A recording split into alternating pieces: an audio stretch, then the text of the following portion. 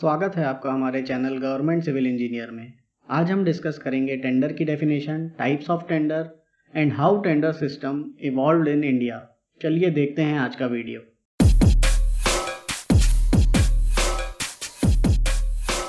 Tender क्या होता है? Tender is an invitation from a client to the eligible contractor to execute a defined work at a specified cost and time. Tender is an offer in a written form. Tender एक न्योता होता है जो कि client के द्वारा ठेकेदार को दिया जाता है कि वह आकर किसी प्रोजेक्ट को पूरा करे एक स्पेसिफाइड कॉस्ट और टाइम पर। अब सवाल आता है कि who publishes the tender and how? A tender is published by the client in the form of a tender notice in newspaper, notice board, client's website according to the cost of the work. कोई भी tender client के द्वारा tender notice के रूप में cost of work के हिसाब से पब्लिश किया जाता है। इसे जनरली न्यूज़पेपर में, नोटिस बोर्ड में या फिर क्लाइंट की वेबसाइट पर पब्लिश किया जाता है। टेंडर की शुरुआत होती है टेंडर नोटिस से। Tender notice is a formal invitation to the contractor to submit their offer. Tender notice client के द्वारा कॉन्ट्रैक्टर्स को दिए जाने वाला एक औपचारिक न्योता होता है। एक टेंडर नोटिस में क्या क्या जानकारी देनी चाहिए, आइए जानते हैं। सबसे पहले क्लाइंट की फर्म का नाम या डिपार्टमेंट का नाम होना चाहिए। उसके बाद name of work and location होनी चाहिए। Last date and time of receipt of tender होना चाहिए। टेंडर फॉर्म कब तक प्राप्त किया जा सकता है, इसका उल्लेख होना चाहिए। Cost of tender document, time of completion of work, contract का टाइप और ईएमडी की डिटेल्स। ईएमडी का मतलब earnest money deposit. Date, time and place of opening of tender. Tender कब, कहां, कितने बजे खोला जाएगा, इसकी जानकारी टेंडर नोटिस में देनी चाहिए। और लास्ट में designation of the officer inviting the tender. किस अधिकारी के द्वारा टेंडर इनवाइट किया जा रहा है, इसकी जानकारी होना बहुत जरूरी है। आपने अक्सर न्यूज़पेपर में देखा होगा कि कहीं कोई टेंडर निकला है। न्यूज़पेपर में जो प्रिंट होता है वही टेंडर नोटिस होता है। आइए देखते हैं टेंडर नोटिस दिखता कैसा है। देखिए, इस टेंडर नोटिस में क्लाइंट के डिपार्टमेंट का नाम है, चीफ म्युनिसिपल ऑफिसर, नगर पालिका परिषद रायसेन। नेम ऑफ वर्क भी है। Last date and receipt of tender नीचे नोट में पॉइंट नंबर 2 में मेंशन किया गया है। कॉस्ट ऑफ टेंडर डॉक्यूमेंट दी गई है 12,500 रुपए। टाइम ऑफ कंप्लीशन मेंशन्ड है 12 मंथ्स। ईएमडी डिटेल्स भी दी गई हैं 66,530 rupees. Date and time and place of opening of tender नहीं दिया गया है, जो कि टेंडर डॉक्यूमेंट डाउनलोड करने पर उस पर लिखा गया होगा।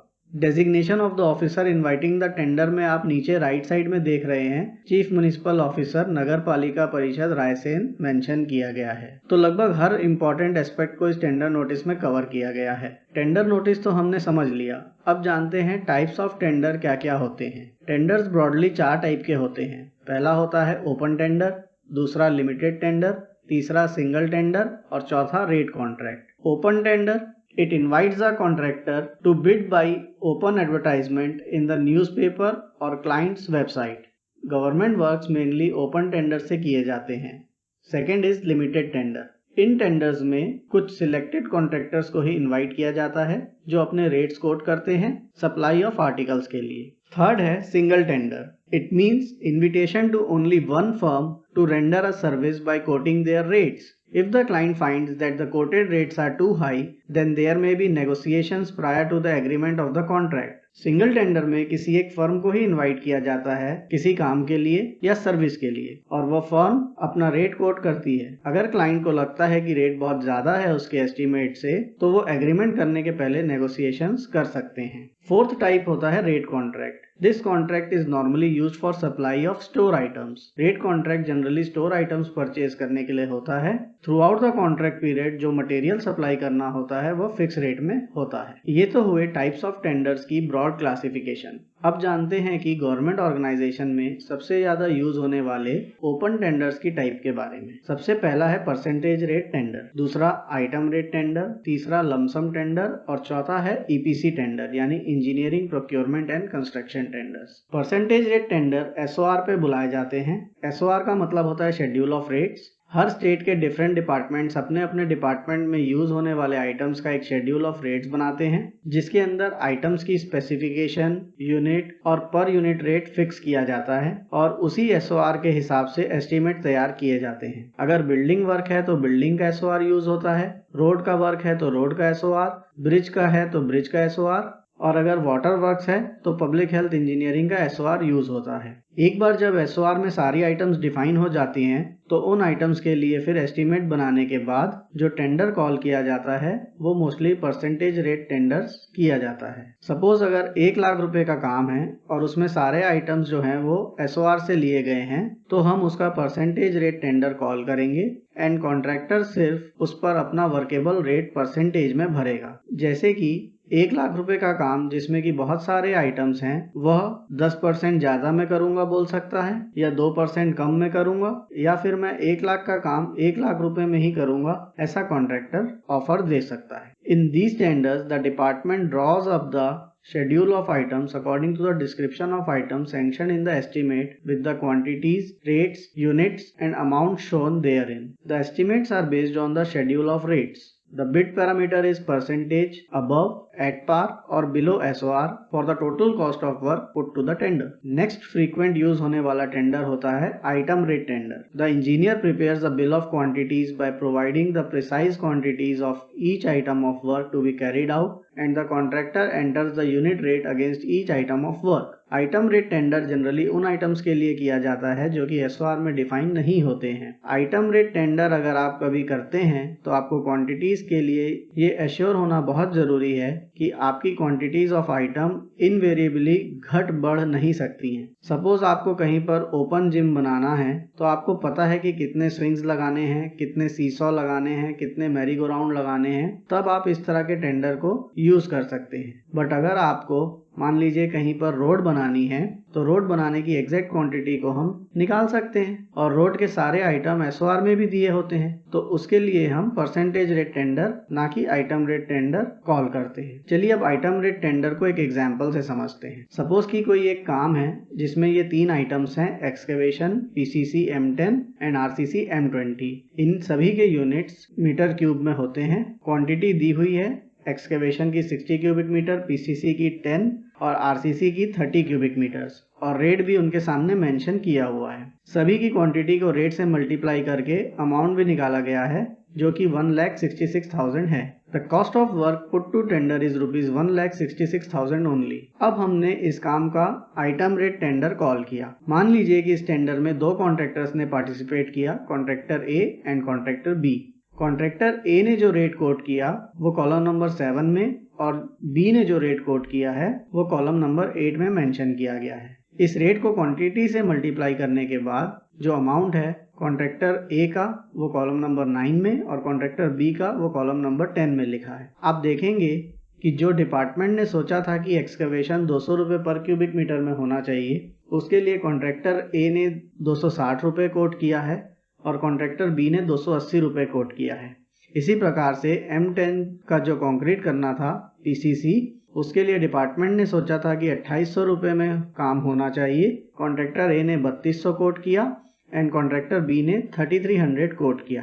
अभी तक दोनों आइटम्स में कॉन्ट्रैक्टर A ने कोट किया है वो B से कम है। उसके बाद आते हैं RCC M20 में जो डिपार्टमेंट ने सोचा था कि 4200 रुपीज पर क्यूबिक मीटर में होना चाहिए। उसके लिए कॉन्ट्रैक्टर A ने 4100 कोट किया एंड कॉन्ट्रैक्टर B ने 4000 कोट किया, जिससे कि total cost of work contractor A की हो गई 1,17,600 और कॉन्ट्रैक्टर B की हो गई 1,69,800। इस केस में काम किसको अवार्ड होगा? जिसने ओवरऑल कम रेट कोट किया है यानी कॉन्ट्रैक्टर B को टेंडर अवार्ड किया जाएगा। The tender will be awarded to contractor B as his offer is least as compared to A's offer. B's offer will be termed as L1 and A's offer as L2.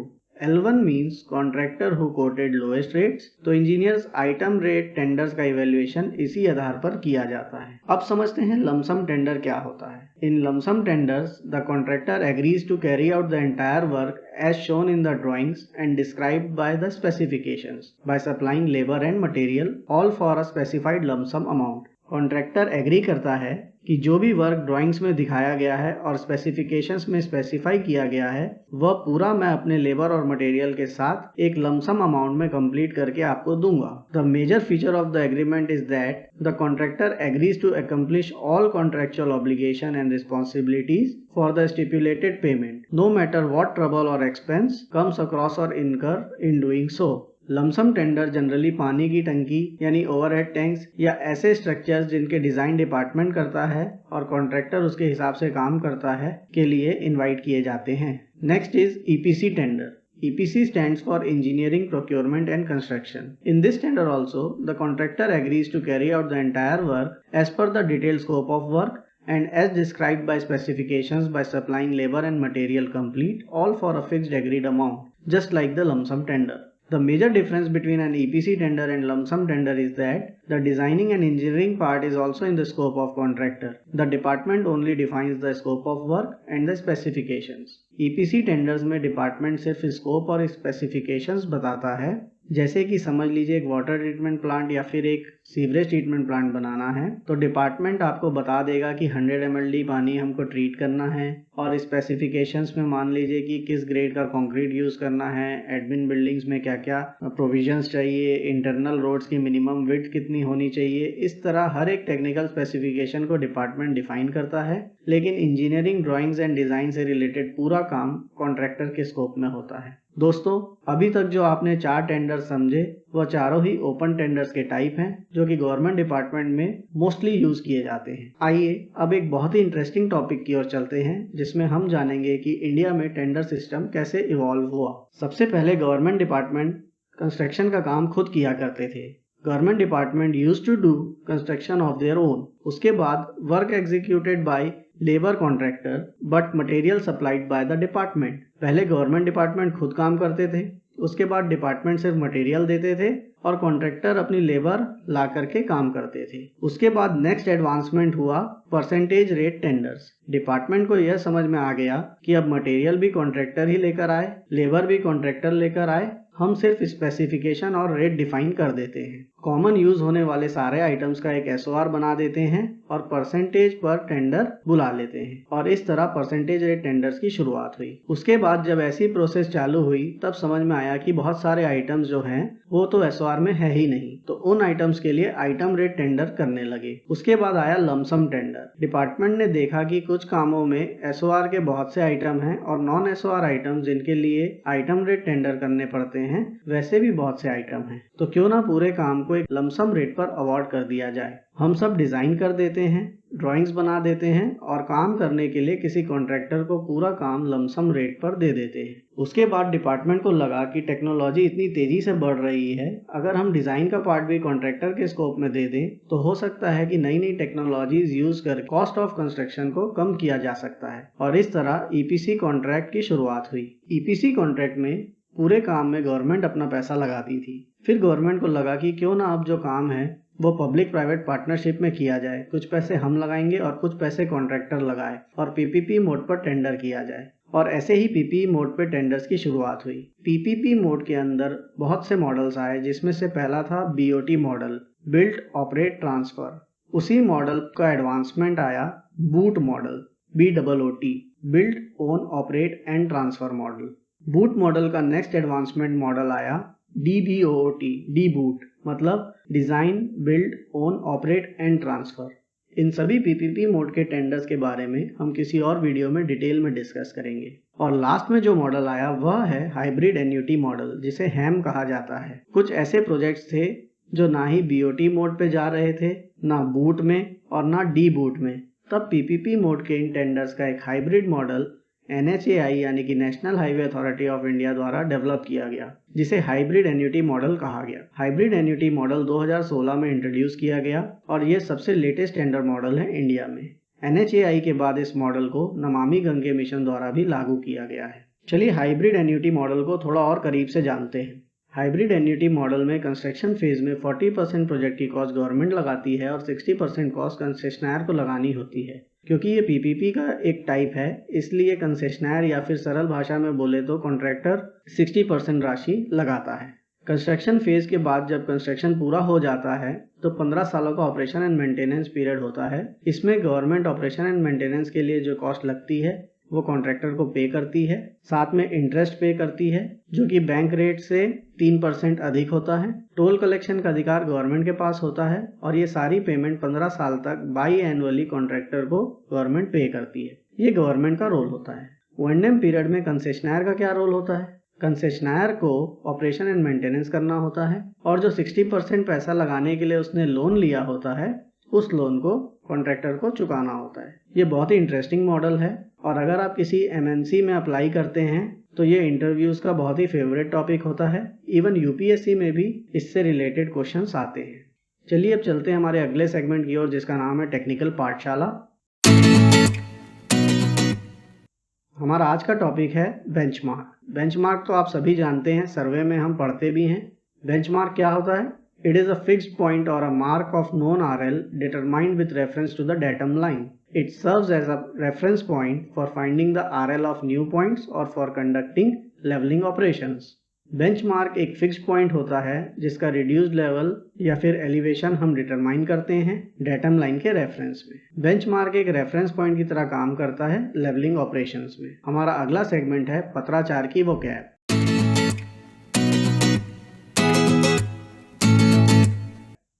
आज का word है ad hoc, जिसे हिंदी में तदर्थ कहते हैं। Ad hoc का मतलब है क्रिएटेड और done for a particular purpose as necessary, किसी विशेष कार्य के लिए की गई अस्थायी व्यवस्था।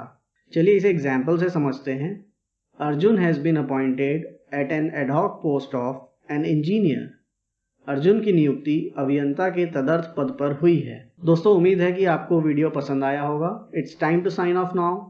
Thanks for watching. अगर आपको वीडियो पसंद आया तो प्लीज़ वीडियो को लाइक करें, शेयर करें एंड सब्सक्राइब करके हमें मोटिवेट करें और बेल आइकन दबाना ना भूलें।